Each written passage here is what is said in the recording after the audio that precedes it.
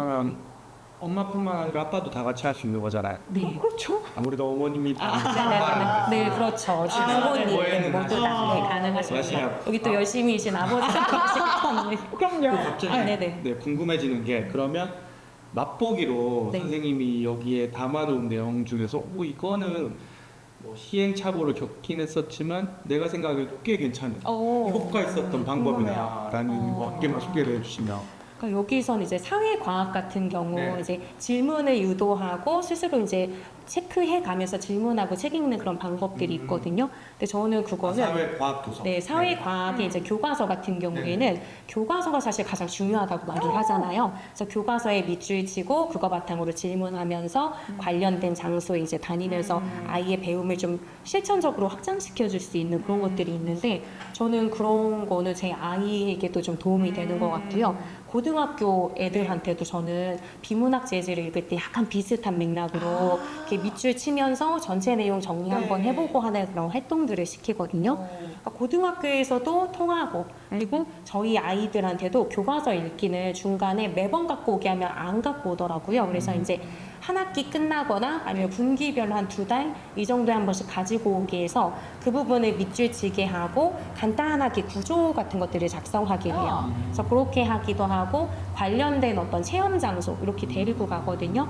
그럼 확실히 기억에 조금 더 잘 남는지 활동을 잘 하는 부분들이 있어요. 그래서 다 하실 수는 없고 그리고 우리가 교과서를 모든 걸 갖고 오기 위해서 매번 하면 못해요. 저도 그렇게까지는 지쳐서 못하는데 내 에너지가 약간 좀 괜찮은 날 그럴 때 한번 교과서 가지고 오라고 해서 그것도 모든 단원 하기 쉽지 않기 때문에 그냥 부모님이 보기에도 요건 조금 내용이 나도 약간 만만하고 관련된 체험도 좀 해줄 수 있는 게 있다 하는 경우. 그러니까 저는 이제 과학 같은 경우에 화산 폭발 막 이런 거 있었을 때는 이제 폼페이 그 유물전이 있었잖아요. 그래서 그거를 가고 싶은데 그 전까지 저희 애들이 유물전이고 전시회 가면 되게 이렇게 빠르게 통과해서 빨리 집에 가자 뭐 이랬었거든요. 그래서 얘네랑 이제 못 가겠다라고 생각해서 한동안 참다가 그거를 꼭 한번 가보고 싶은 거예요. 그래서 교과서 부분도 관련해서 이렇게 밑줄 치고 화산 폭발 같은 거 얘기하면서 그거와 관련된 책도 한 권 읽었어요. 근데 그렇게 하고서 갔더니 처음으로 그런 유물전에서 한 번도 나가자는 얘기 없이 끝까지 저랑 같이 돌고 나왔어요. 근데 그게 사실 큰 배움이라고 생각하거든요. 내 아이의 어떤 잘난체를 좀 충족할 수 있는 자기가 이제 아는 게 있으니까 요 유물 앞에서도 말하고 싶고 여기 이제 화산 폭발에서 뭐가 어떻게 됐다는 그 변화 같은 거 있잖아요. 거기서 또 떠들어대더라고요. 그래서 이게 중요하구나. 배웠던 거 학교에서 배웠던 거 교과 내용과 경험을 연결해 주는 것 이게 진짜 얘에게 얼마나 그럼 기억이 선명하게 남겠어요. 그래서 그런 생각하면서 많은 부분 다 해주지 않으셔도 되고요. 그냥 딱 하나 조금 꽂히시거나 아니면 부모님이 약간 오늘은 에너지가 좀 있다 라고 하시는 날 한두 개만 해주셔도 훨씬 도움이 되지 않을까 생각합니다. 이건 어때요? 저도 이게 맞나 싶으면서 하는 게 이제 중3이거든요. 네. 그래서 지문이 되게 많잖아요. 네. 언어영역. 그 중에서 한 개 골라봐.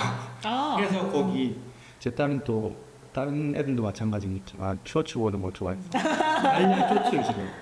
예를 들어 최근에 헙스 로크 루소가 주로 등장하잖아요. 되게 자주 등장하잖아요. 그래서 그 세 사람을 제일 쉽게 설명해주는 쇼츠를 찾아서 같이 보니까 지문은 잘 이해 못하지만 이건 잘 이해하니까 이거 이해한 거 바탕으로 다시 지문의 들어가는? 빈틈들을 좀 메우는 것 같은 느낌이 들어서 유튜브에 좀 기대는 것 같다. 기댄다는 말에서 이미 약간은 좀 걱정스러운 부분이 있는데 이렇게 기대기보다 어차피 얘네를 이거 못하잖아요. 학교에서 보면 잠깐만 수업 일찍 끝나서 시간 여유 주면 전부 다 휴대폰 꺼내고 있고 급식실 향할 때도 친구들이랑 같이 가고 있긴 하지만 친구가 아니라 휴대폰과 가는 느낌으로 다 시선은 여기 있거든요.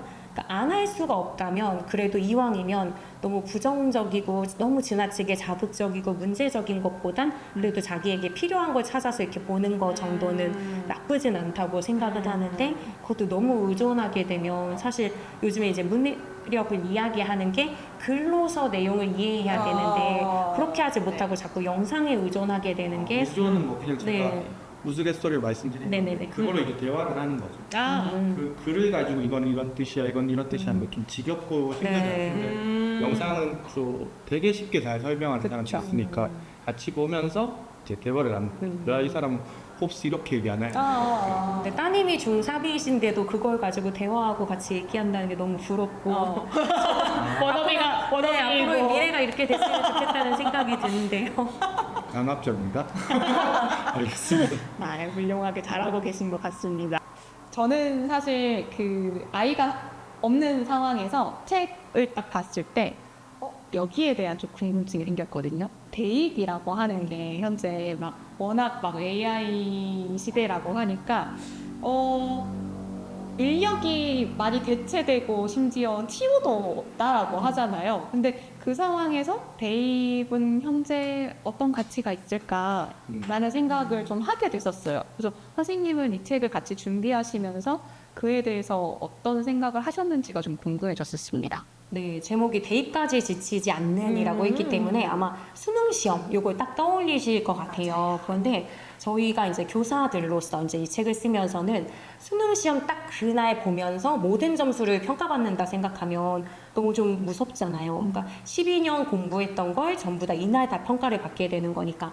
근데 저는 어쨌든 그 수능이라고 하는 뭐 시험 아니면 대학 입학을 준비하는 그 과정이 결국은 초등학교 때부터 중학교, 고등학교를 평가하는 날인 건 맞기는 맞아요. 근데 맞긴 맞는데 이걸 단순히 모든 걸 그러면 하루에 성적 가지고 평가한다 이렇게 생각하시기보단 요즘 입시 제도가 굉장히 많이 변화됐고 이걸 딱 성적만으로 평가하지 않고 요즘에 정시에서도 학생부 전형을 이제 좀 반영을 많이 한단 말이에요. 그 과정 자체가 이 아이가 학교 내에서 교실 내에서 어떤 경험을 쌓아왔고 어떤 생각을 하고 어떤 과제물을 산출하고 이 모든 과정이 사실 들어있고요. 저는 그 과정에는 성적뿐만이 아니라 선생님과의 관계, 뭐 친구들과의 관계, 자기조절력도 모두 다 포함이 된다고 생각해요. 초등학교 6년, 중학교 3년, 고등학교 3년이 결코 쉽지 않단 말이에요. 근데 그 시간에 내가 잘 견디면서 좋은 성적도 유지하고 다양한 경험과 기록을 할 수 있다는 것은 이 아이의 어떤 이겨낼 수 있는 힘, 힘들거나 할 때도 우리 공부 내구력이라고 이제 말씀을 드렸는데 내구력이 힘든 걸 경험할 때 견뎌낼 수 있는 힘이잖아요. 그런다면은 이제 이 아이가 내가 충분히 뭔가를 읽어내고 아니면 경험하면서 친구들 사이에서도 문제도 경험해요. 분명히 친구와도 싸우고 이것 때문에 고민하며 공부가 그때는 어려울 수도 있고요. 학교에서는 단순히 그냥 단순한 공부만이 아니라 실험도 하거나 다양한 수행과제도 주거나 발표를 시키기도 해요.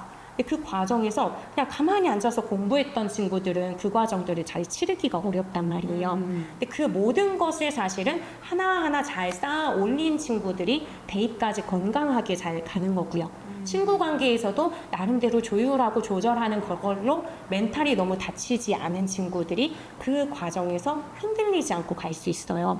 아무리 공부 잘하는 친구도 친구 관계가 흐트러지면 고등학교에서도 확 무너지는 걸 저는 봤었기 때문에 우리 관계 굉장히 중요하잖아요. 그러니까 사실 대입이라고 하는 건 우리가 생각하는 그 성적만 평가받는 게 아니라 이 12년 동안의 한 인간으로서 관계를 맺고 학교 생활을 하는 모든 게 들어가 있다고 생각해요. 근데 그 과정에서는 공부하면서 내가 나름의 성취를 경험하는 것, 인간관계에서 내가 뭔가를 이뤄내거나 아니면 좀 상처받았던 것도 다 포용하고 가는 것. 근데 그런 것도 어떻게 보면은 다 공부하고도 좀 관련이 되거든요. 내가 좀 어려웠던 거 이야기하고 발표하고 표현하고 근데 그게 친구 사이에서도 조율이 되고 모든 활동에서도 이렇게 다 이렇게 좀 같이 가는 그런 부분들도 있기 때문에 제가 봤을 때는 대입이라고 하는 걸 우리가 그냥 성적만 생각하기보단 내가 이제 한 인간으로서 또 대입은 결국은 대학에 진학해서 사회인이 되기 위한 어떤 과정이잖아요. 그러니까 사회에 내가 나름대로는 의미 있는 한 명으로 편입되는 그 과정에서 모든 나의 어떤 결과를 평가받는 자리. 근데 그것이 단순히 성적만이 아니라 내가 살아왔던 모든 것이 쌓여져 나가는 것을 평가하는 거기 때문에 저는 AI 시대에 뭐 이렇게 얘기를 하더라도 좀 의미가 있다고 봐요. 그러니까 엄마들이 성적만 생각하기보단 우리 아이가 대입이라고 하는 것은 결국은 얘가 살아왔던 모든 과정이 그런 학생부 종합전형이든 아니면 성적도 결국은 모든 게 잘 갖춰져 있을 때 이제 쌓아오는 거니까 그 모든 게 평가되는 부분에서 얘를 사람답게 또 이렇게 사회에서 쓸모있는 사람이 될 수 있게 키운다 라고 생각하시면서 해주시면 오늘 당장의 성적에 좀 조급해지기보단 지금 하고 있는 과정, 지금 아마 여기 있는 거 말씀드리는 내용들이 네. 당장의 성적이 확 오르는 데 도움이 되는 내용보다는 차근차근 이해를 돕는 교과별 그런 도움 자료들이 많이 있거든요. 그랬을 때 한 번에 성적이 오르지 않아도 질문을 해서 얘의 어떤 생각을 깨우는 과정이 왜 필요하지? 나중에 대입 과정까지 갔을 때 어려운 학문을 하고 고등학교 가서 내용이 어려워져도 친구들과 소통하고 자기가 받아들일 수 있는 스스로 읽어내는 힘을 만드는 데 필요하지. 그러니까 조금 성과가 바로 나오지 않아도 계속 꾸준히 시도해보자 이럴 수가 있거든요. 그러니까 대입에 대한 생각을 조금 이렇게 전환을 해주시면 좋지 않을까라고 생각을 합니다. 저는 말씀을 쭉 듣다 보니까 이제 실제 지금 자녀를 키우면서 이제 시행착오를 겪으면서 그런 과정들에서 이거구나 싶었던 걸 여기 담으신 것 같고 그러면서 이제 또 다른 선생님들 경험들을 같이 압축해서 넣으셨다는 생각이 들 때 물론 이제 그 길을 찾아가는 과정이시긴 하지만 어쨌든 이 책을 쓰는 과정에서 이거구나 일단 이렇게 가야 되겠다. 뭐 자녀 교육의 의미일 수도 있고 자녀 교육에 있어서 문해력에 대한 의미일 수도 있겠지만 선생님이 내린 지금의 답, 깨달음 같은 것도 한번 들어보고 싶다는 생각이 들거든요. 네, 약간은 역설적일 수도 있지만 이제 막 굉장히 공부량도 많아지고 뭐 AI 막 이렇게 얘기를 하기도 하지만 결국은 이 아이가 마음을 얼마나 단단하게 다질 수 있는지. 사실 공부도 매번 시련이에요. 네. 초등학교 때는 그래도 내가 하는 만큼 조금 나올 수도 있을 것 같은데 중고등학교 가면 다 열심히 하고 공부량도 굉장히 많아지거든요. 그러면 아무리 공부 잘하는 친구도 이번 학기 진짜 열심히 공부했는데 잘 안 나올 때가 있어요.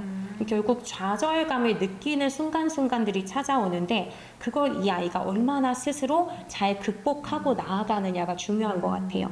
그래서 우리도 지금 보면 저희도 세상이 계속 변하기 때문에 이것도 배워야 될 것 같고 저것도 새롭게 배워야 될 것 같고 이거 안 배웠다가는 나도 좀 도태되면 어떡하지? 이런 두려움을 우리도 갖고 있잖아요. 근데 그럼에도 불구하고 약간은 이렇게 안 될 것 같아서 좌절하는 사람이 있는가 하면 그럼 내가 새롭게 할 것을 막 찾으면서 애쓰는 사람도 분명히 존재한다고 생각해요.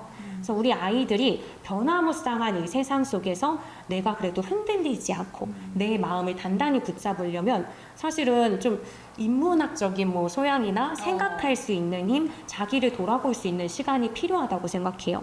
그래서 지금 학원을 너무 많이 보내거나 아니면 이런저런 일정으로 얘가 생각할 틈도 주지 않게 되면 내가 어떤 존재인지 아니면 이런 때에는 어떻게 내가 극복해야 되는지 생각을 못하지 않을까. 그래서 부모님이 사실 조급하니까 오늘 학원 스케줄 있고 뭐 해야 되고 다음 시험 있고 하니까 얘가 진지하게 생각할 시간을 많이 주기보단 이때 이거 하는 거야 아니면 대학 가서 고민해도 늦지 않아 이렇게 생각하면 아이 스스로 뭔가 이 감정을 다스리는 연습이 안 될 것 같다는 생각이 들더라고요. 그런데 요즘에는 더더욱이나 좀 인간관계가 약간 단절된 그런 느낌들도 있고 학생들도 학교에서 좀 친구들이 이 친구 저 친구 두루두루 사귀어야지 하는 그런 분위기가 좀 아니에요. 고등학생들도 약간 효율성을 따지거든요. 만약에 1학년 때 이 친구랑 굉장히 친했고 2학년 때도 같은 반 됐으면 더 이상 다른 애를 사귀려고 애쓰지 않아요. 다른 애를 사귀려고 애쓰는 과정에서는 에너지도 들고 좌절할 수도 있잖아요. 얘한테 말 걸었는데 그쵸. 얘가 심드렁한 표정 짓거나 하면 상처받잖아요. 그러니까 연애 더 해야겠는데? 연애는 근데 많이 합니다. 신기하게. 그거랑 또 조금 다른지는 다른 모르겠는데 영역이네요. 친구 관계에서는 얘한테 제가 봤을 땐 그냥 우리 반이니까 말 걸고 낯선 친구여도 얘기 나누면 좋은데 일단 말했다가 상처받는 걸 조금 걱정해요. 그래서 이미 나에게 좀 친한 친구 몇 명 있으면 굳이 다른 애 사귀려고 많이 노력하지 않는 모습들을 봤어요. 그렇게 되면은 앞으로 살아가는 세상에서 뭔가 얘랑 사이가 틀어지면 친구가 없거든요. 그렇죠. 네. 그래서 그런 경우에 어떻게 해야 될지 몰라서 굉장히 고민하는 그런 친구들 모습도 봤어요. 그러면 더 정신적인 충격이 커요. 그렇겠죠? 네, 그렇기 때문에 변화는 많고 다양한 사람도 만나야 되는데 아이들은 정해진 틀에서만 사람을 만나고 대부분은 휴대폰으로도 시간을 보낼 수 있고 하니까 아니면 그냥 휴대폰으로 카톡하는 것도 편하니까 그냥 그런 식으로만 하다 보면 내 감정을 어떻게 풀어내야 될지 아니면 힘들 때 어떻게 누구한테 풀어내야 될지도 모른 채 뭐 AI한테 심지어 요즘에 막 상담하기도 하잖아요. 그것만으로는 나중에 결국은 공허함에서 크게 벗어나지 못하지 않을까라는 생각도 들어요. 그래서 진지하게 좀 생각할 수 있는 시간. 근데 그러려면 약간은 뭐 중고등학교 때는 바쁘다 치더라도 초등학교 때는 마구 조금 뒹굴다가 멍 때리는 시간 이런 것도 좀 필요하지 않을까라는 생각을 합니다.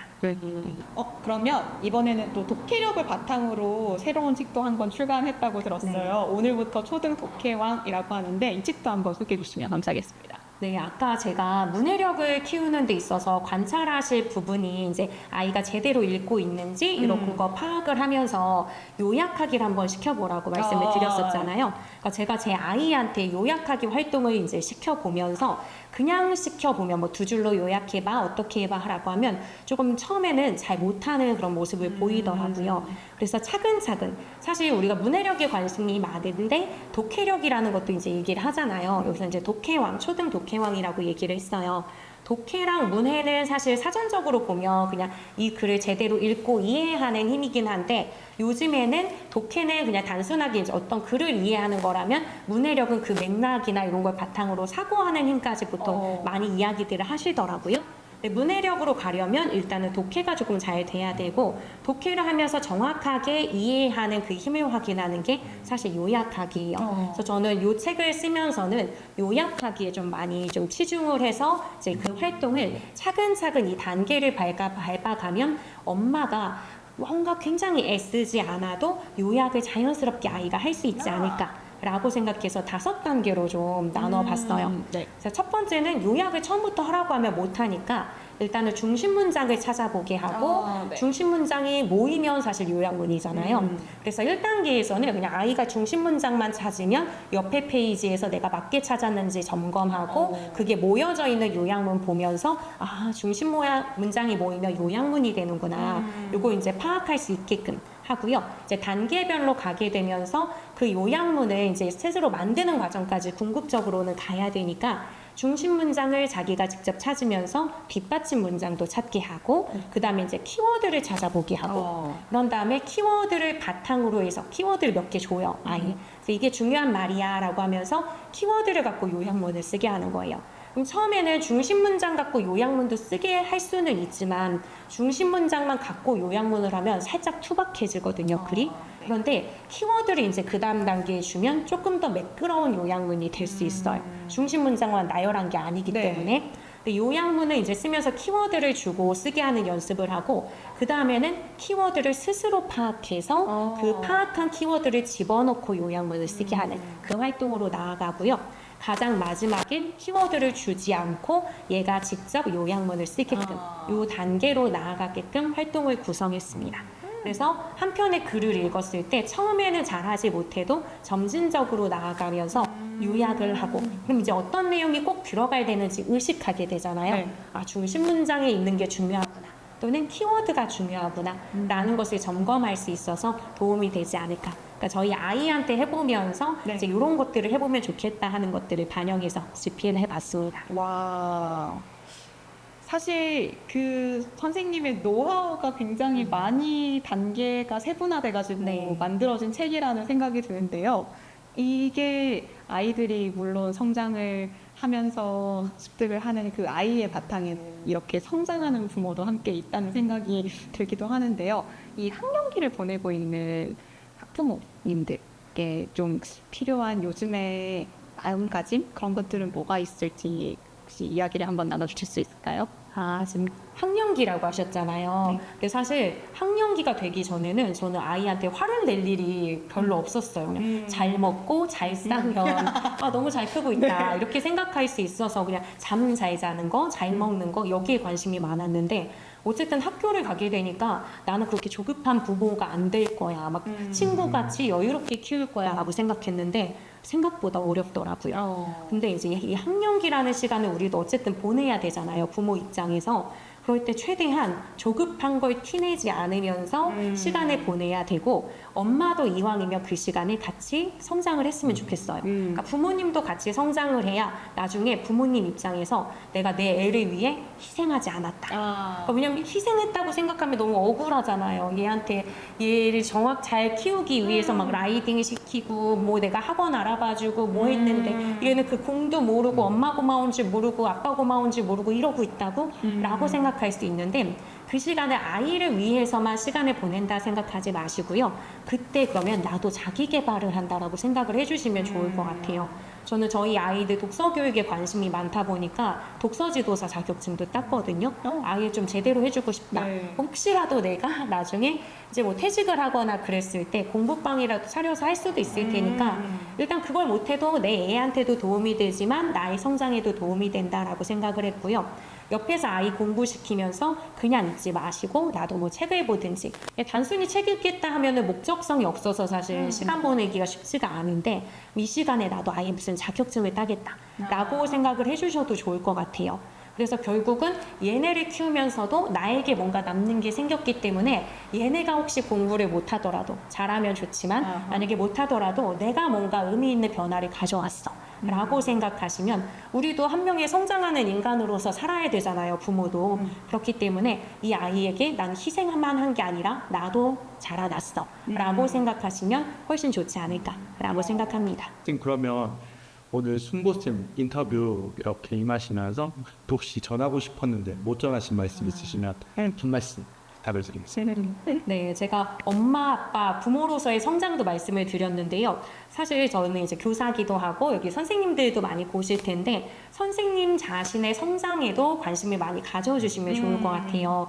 여기 지금 승고쌤, 숨은 고수 선생님들을 찾는 거잖아요. 그러니까 제가 예전 같으면 교단에 처음 섰을 때를 생각해 본다면 이런 자리에 이런 선생님들과 같이 인터뷰를 하는 장면은 한 번도 제가 생각했던 미래에는 없었어요. 그러니까 뭔가 다른 사람한테 강의를 한다든지 영상 속에 나온다든지를 생각해 본 적 없는 진짜 아이, 정말 소심한 교사로서 아이들 앞에 서는 것도 늘 긴장이 되던 그런 교사란 말이에요. 그런데 뭔가 이 교실에서 뿐만이 아니라 내가 다른 사람들한테도 도움이 되고 싶은 무언가가 있다라고 생각하면서 글도 쓰고 아니면 뭐 블로그를 통해서 교육 활동도 나누고 하다 보니까 뭔가 저에게 도움을 받았다는 분들도 계시고 이렇게 불러주시는 분들도 계시고 하는 경험을 하게 되면서 뭔가 교사로서의 자존감, 자신감 이런 것들이 자라나는 그런 경험을 하게 돼요.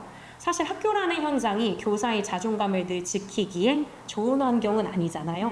학생들의 눈빛이 늘 선생님을 향해서 막 초롱초롱 빛나는 건 아니고 가끔은 시들어 있기도 하고 반항적인 눈빛도 있을 때 우리가 이 어린아이들이 나를 이렇게 본다고 할 때 자신감이 좀 무너질 때도 있는데 그런 게 사실은 우리가 늘 좀 고픈 거, 그러니까 나를 누군가 인정해 주는 게 좀 굶주려 있거나 고프고 그럴 때 그런 부분을 나를 조금 더 내놓음을 통해서 얻을 수 있는 부분이 분명히 있다고 생각해요. 그래서 분명히 잠재력을 갖고 계시는 선생님들이 많이 계실 거기 때문에 그런 부분들을 이제는 좀 용기를 내서 저도 이렇게 용기를 내서 저를 모르는 옛날에 이웃이었던 그런 분들 아니면 옛날에 저를 알고 있는 사람들은 이윤정이 여기서 이러고 있다고 이럴 거란 말이에요. 근데 이런 변화를 갖고 온 것처럼 선생님들도 다 그렇게 하실 수 있을 것 같고요. 그러셨으면 좋겠습니다.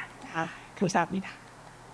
네, 오늘 이윤정 선생님 모시고 인터뷰 나누고 있는데요. 소감 한마디씩 들으면서 마무리하겠습니다. 선생님 어떠셨나요? 네, 제가 약간 긴장하고 왔는데 이렇게 되게 경쾌한 그런 느낌으로 밝은 느낌으로 진행을 해주셔서 재밌게 약간 수다 떨듯이 이렇게 육아 이야기나 뭐 자녀 선배님 이야기 듣고 그래서 정말 즐겁게 시간 잘 보낼 수 있었습니다. 감사합니다. 감사합니다. 달구쌤? 잠깐만요. 조금만 생각을 해보고 무슨 얘기를 하지 아셨나? 네. 달구쌤? 저도 방금 이제 선배님이라고 말씀해 주셨는데 갑자기 이제 불현듯이 5, 6학년 때 딸이랑 뭘 했지? 생각이 우당탕탕 생각이 나고 그런 걸 좀 이렇게 정리를 했었으면 이런 생각이 잠깐 들었습니다. 우당탕탕 했던 것 같아요. 네. 저는 사실 아이가 없는 입장이지만 뭔가 준비하는 상황이라고 봤을 때 두 선배님들께서 이렇게 들을 만한 그런 이야기들이 되게 많았는데요. 그러니까 부모로서, 양육자로서 또는 교사로서 가지고 있는 정체성들을 어떻게 적재적소에 잘 활용하고 계신지 그에 대한 이야기를 되게 깊게 나눌 수 있어서 네, 너무 유익한 시간이었습니다. 감사합니다, 선생님. 감사합니다. 네, 이렇게 오늘 이윤정 선생님 모시고 인터뷰 나눠봤고요. 앞으로도 재능 많은 다양한 선생님 모시고 승모쌤 인터뷰 이어가겠습니다. 오늘 인터뷰 여기서 마치겠습니다. 감사합니다.